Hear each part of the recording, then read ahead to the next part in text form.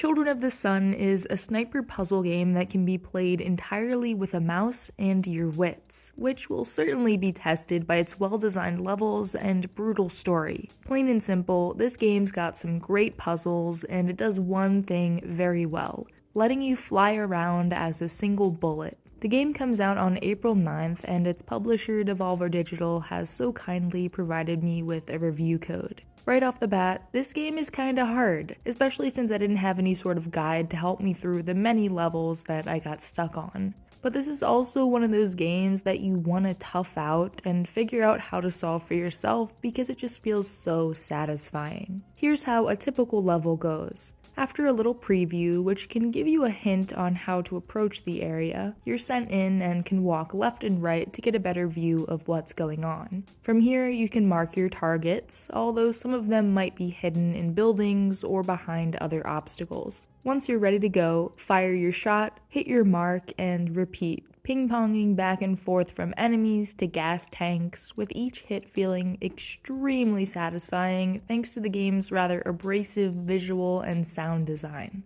Children of the Sun won't be for everyone, but it definitely hit a sweet spot for me in the puzzle game genre. See, most puzzle games have no time pressure. You're free to hang around a level and experiment until you either figure out the solution or just get lucky, usually very stress-free. Some puzzles have timers, looking at you, the witness, which puts a lot more stress on the player to get things done under the pressure of time.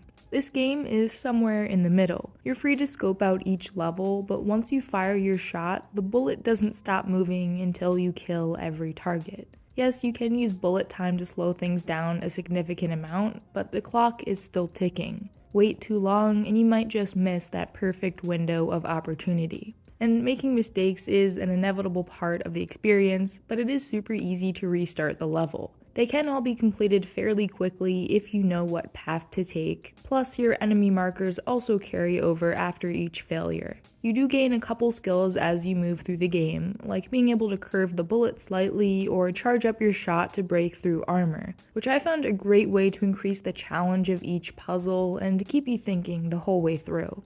There are some levels that switch things up, putting you in a car, firing between moving trains, whatever this minigame is, which was pretty refreshing and kinda genius. You'd think that being a sniper would get old pretty quick, but there's definitely some depth to the experience. If you played the demo, which is still up at the time of recording this, then you already know what to expect, although the game has been polished up a bit since then. I had absolutely no performance issues, even tested it out on the Steam Deck, though I do prefer using a mouse for aim-based games like this one. I did get stuck on quite a few levels and had to come back with a fresh mind to try again, so in my opinion, this one's best played in 20 or 30 minute sittings. There are online leaderboards for each level, which is kind of fun. I could totally see myself going back to try to get a better score, and I think speedruns of this game are also going to be pretty cool. If you're curious about the story, which can be skipped entirely if you want, but it doesn't really take up too much of your time, you play as a woman whose only goal is to wipe out the cult that haunts her past.